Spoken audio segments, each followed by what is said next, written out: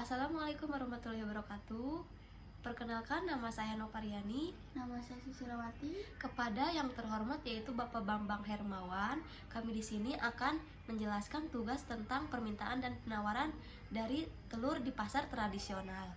Di daerah Kecamatan Baros, Kabupaten Serang, Banten, yang lebih tepatnya berada pada Jalan Raya Baros, Desa Sukamana, terdapat sebuah pasar tradisional bernama Pasar Baros yang terletak di bahu jalan yang kegiatan aktifnya terjadi pada setiap hari. Tempat ini merupakan pusat terjadinya transaksi Jual beli barang dengan hasil bumi bagi masyarakat sekitar. Seiring berkembangnya kota dan kabupaten, pasar mengalami pertumbuhan yang menuntut peningkatan mutu sarana dan prasarananya. Menurut observasi yang dilakukan, pasar ini cukup luas dengan bagian depannya. Terdapat beberapa jenis penjual kue, jajanan, serta penjual berbagai jenis sayur-sayuran. Lalu jika masuk sedikit ke dalam, pada bagian tengahnya terdapat penjual berbagai jenis toko, sandang lengkap ada di sana. Jika seperti pakaian pokok, pernak-pernik seperti tas, tali pinggang, jam tangan, dan sebagainya. Lalu jika masuk lebih ke dalam lagi, terdapat berbagai bagian penjual dengan macam jenis hasil tangkapan laut. Juga berbagai jenis pangan tersedia dengan lengkapnya di sana. Selanjutnya, Pasar Baros ini memiliki lahan parkir yang cukup luas. Permintaan dan penawaran yang terdapat pada Pasar Baros sering terjadi. Permintaan dan penawaran yang terdapat pada Pasar Baros sering terjadi. Permintaan akan barang kebutuhan pokok dipengaruhi dengan faktor-faktor seperti harga, pendapatan, selera, dan harga barang lainnya. Ketika harga barang naik, suatu asumsi jumlah barang yang diminta akan cenderung menurun. Sebaliknya, ketika pendapatan konsumen naik, suatu asumsi jumlah barang diminta akan cenderung meningkat. Sedangkan pada penawaran barang kebutuhan pokok dipengaruhi oleh faktor-faktor seperti harga, faktor produksi, teknologi, dan jumlah penjual. Ketika harga barang naik, suatu asumsi jumlah barang yang ditawarkan akan cenderung menurun. Dalam kondisi keseimbangan, harga dan jumlah barang yang ditawarkan dan diminta akan seimbang. Namun, faktor eksternal seperti bencana alam atau perubahan kebijakan pemerintah dapat mempengaruhi keseimbangan ini. Yang kedua, rumusan masalah. Yang pertama, berapa harga telur di pasar? Yang kedua, permintaan dan penawaran. Ketiga, keseimbangan pasar. Yang ketiga, ada tujuan penulisan. 1. Untuk mengetahui pengaruh yang terdapat terhadap pola belanja masyarakat pada pasar tradisional. 2. Untuk mengetahui permasalahan yang berkaitan dengan pasar tradisional. Yang ketiga, dalam perkembangan perekonomian untuk mengetahui faktor-faktor yang terdapat dalam menghadapi persaingan pasar. Selanjutnya saya akan membahas harga telur di pasar. Harga telur di pasar tradisional memainkan peran penting dalam menyediakan barang kebutuhan pokok. Salah satunya adalah telur. Dalam makalah ini, kita akan mengeksplorasi dinamika permintaan dan penawaran telur di pasar tradisional. Telur adalah wadah organik yang berisi zigot, di mana embrio berkembang sampai dapat bertahan hidup sendiri, di mana hewan menetas. Telur merupakan produk unggas yang cukup potensi dan merupakan bahan pangan yang memiliki kandungan gizi yang cukup sempurna karena mengandung zat-zat gizi yang lengkap dan mudah dicerna.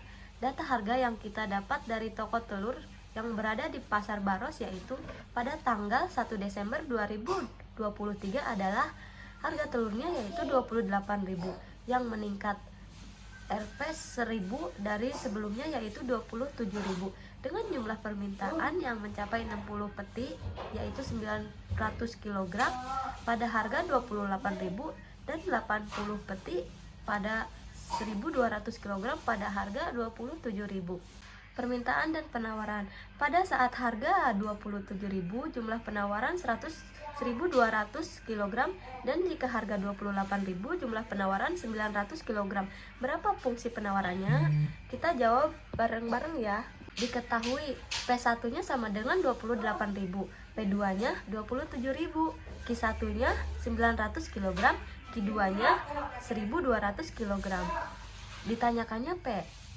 P dikurang P1 per P2 dikurang P1 sama dengan Q dikurang Q1 per Q2 dikurang Q1. P dikurang 28.000 per 27.000 dikurangi 28.000 sama dengan Q dikurangi 900 kg per 1.200 kg dikurangi 900 kg. P dikurangi 28.000 per dikurangi 1.000 sama dengan Q dikurangi 900 per 300. 300 P dikurangi 8.400 300 P dikurangi 8.400 sama dengan minus 1.000 Q ditambah 900.000. 300 P sama dengan minus 1.000 Q ditambah 8.400.000 ditambah 900.000. 300 P sama dengan minus 1.000 Q ditambah 9.300.000. P sama dengan 3,33 Q ditambah 31.000. 300 P sama dengan 8.400.000 sama dengan 1.000 Q ditambah 900.000. 1.000 Q sama dengan minus 300 P ditambah 8.400.000 ditambah 900.000. 1.000 Q sama dengan 300 P ditambah 9.300.000. Q sama dengan minus 300 P ditambah 9.300.000. KD sama dengan 0,3 P ditambah 9.300. Yang kedua, keseimbangan pasar. Diketahui fungsi permintaan telur ayam di pasar Baros KID sama dengan 0,3 ditambah 9.300. Apabila harga telur ayam Rp 27.000 per kg, maka jumlah yang ditawarkan 1.200 kg. Ketika harga telur Rp 28.000 per kilogram, maka jumlah yang ditawarkan 900 kg. Berapakah harga keseimbangan pasar berdasarkan data tersebut? Kita jawab ya. P dikurang P1 per P2 dikurang P1 sama dengan Q dikurang Q1 per Q2 dikurang Q1. P dikurang 28.000 per 27.000 dikurang 28.000 sama dengan Q dikurang 900 per 1.200 dikurang 900.